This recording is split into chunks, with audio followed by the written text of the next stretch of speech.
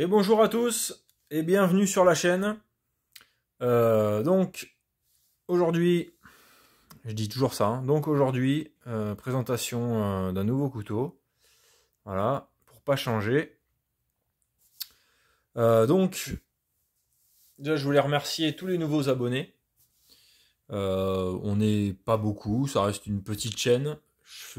Honnêtement, je fais pas grand chose pour que ça se développe. Je pourrais faire des montages vidéo, des vols en drone, des trucs sympas, mais j'ai pas le temps.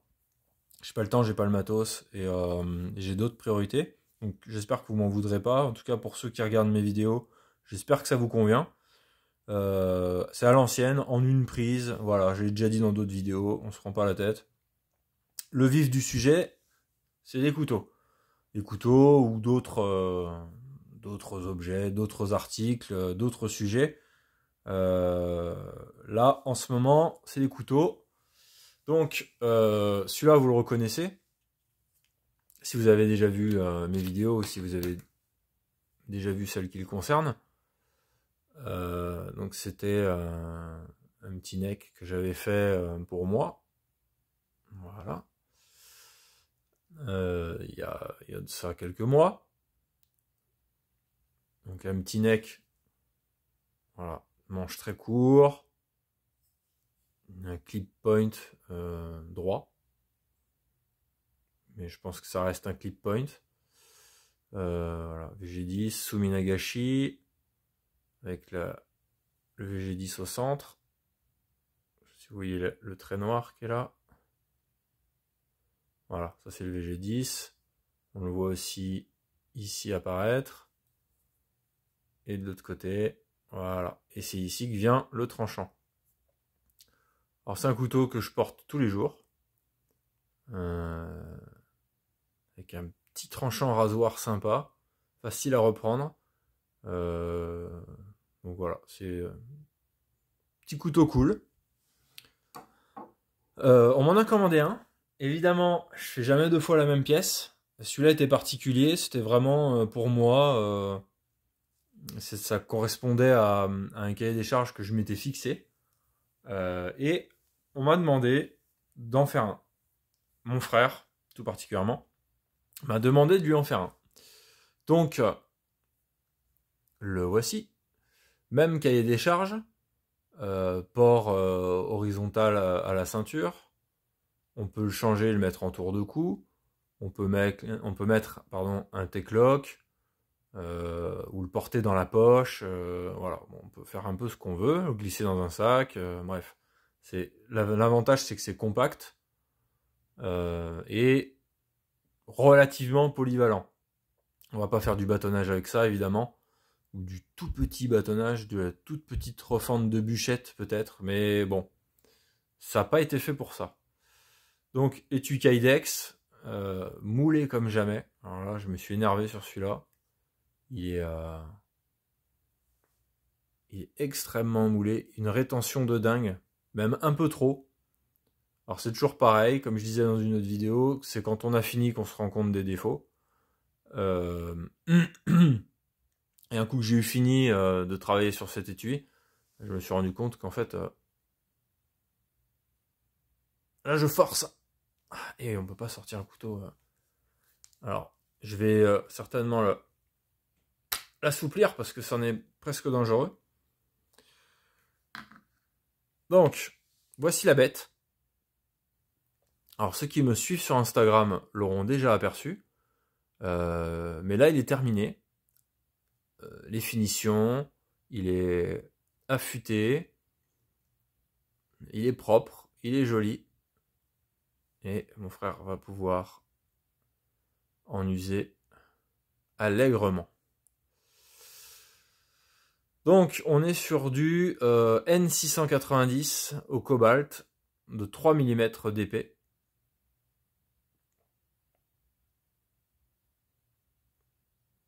Avec un manche en micarta vert, noir, blanc. Alors, on cherche le noir, hein, c'est vrai. Mais il y a, à l'œil, moi je peux le voir, qu'il y a un petit peu de noir.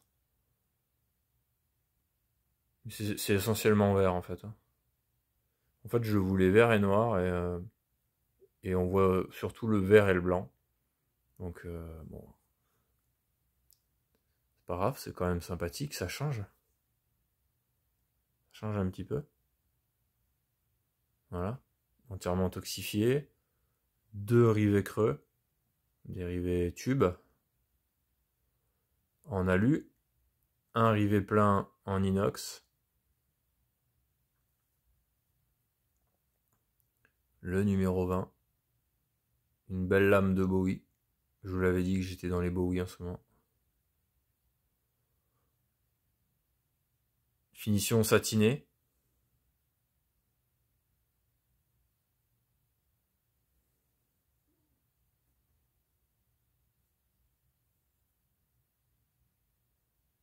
Avec ma marque ici. Les couteaux B. Pour ceux qui se posent la question, ça correspond et à mon pseudonyme, Bushi, Bushisana, et à mon nom de famille.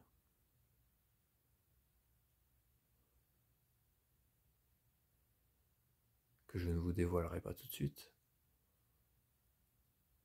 Pour ça, il va falloir passer commande. Voilà. Donc, petit satinage, j'ai envie de dire. Petit satinage de partout. Les tranches. Ici, j'ai fait des petites encoches. Et je les ai laissées se remplir d'époxy quand j'ai fait le collage. Excusez-moi, petit problème de mise au point. Voilà. Je les ai laissées se remplir d'époxy. Voilà, parce que ça fait un petit style sympa, j'aime bien. Ça change. C'est plus une déco en fait, hein. C'est pas un grip, c'est une déco. Contrairement au Jimping qui est ici.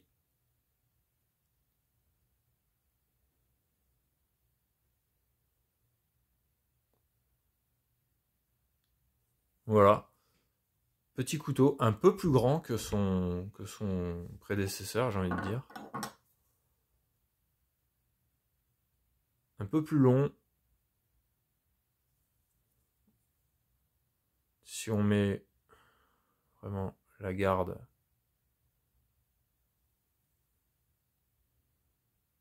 pas tellement, en longueur de lame. Ça se vaut. Oh non, ça se vaut en fait. Il fait plus long, je trouve, mais en fait, d'un coup qu'on les met côte à côte, non, ils sont pas plus longs. Enfin, il est pas plus long. Donc, voilà. Moi, j'ai celui-là. Mon frère, il a celui-là. Dites-moi lequel vous préférez. Celui-là, vous le verrez dans une autre vidéo. Mais voilà, il traînait, donc je me suis dit, je vais le mettre avec. Je vous prends les dimensions.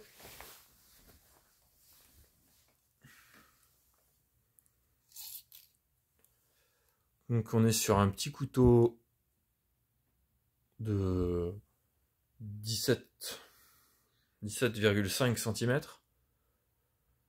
Longueur de lame 9 cm.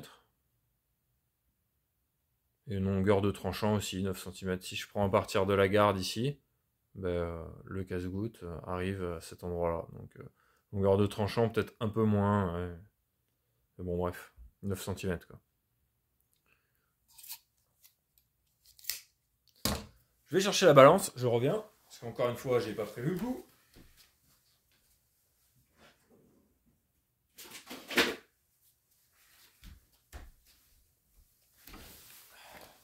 J'aime pas trop les balances. Hop.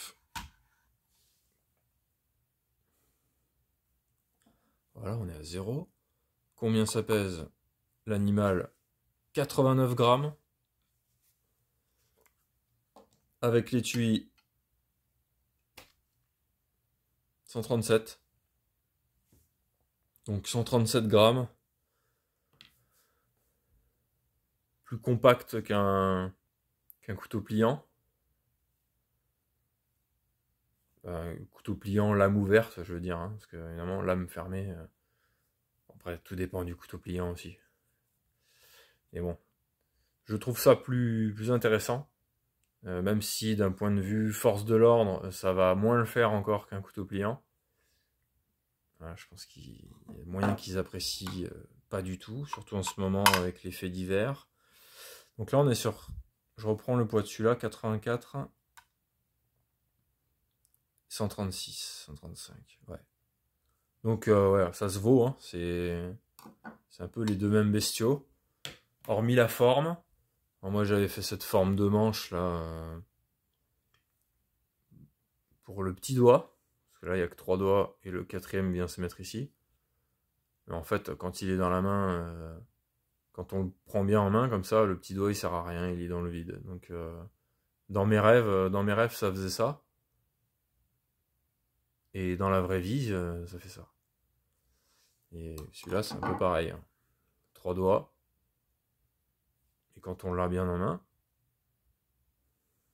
bon, on coupe du saucisson, on l'a bien en main. On transperce des cartons, on l'a bien en main. On ouvre des colis, on l'a bien en main. Voilà, c'est franchement sur un petit couteau comme ça, c'est pas la peine de s'encombrer avec plus de manches, quoi. Je pense. En tout cas, voilà, c'était une commande qui m'a fait plaisir. Donc même si c'est mon frère, hein, ça reste la famille. Je lui fais pas un plein tarif, hein, je lui fais un petit cadeau, évidemment. Les amis et la famille, c'est des tarifs préférentiels, on va dire. Mais en tout cas, ça m'a fait plaisir. Quand on me commande un couteau, je suis toujours très content de toute façon. Donc actuellement, j'ai plusieurs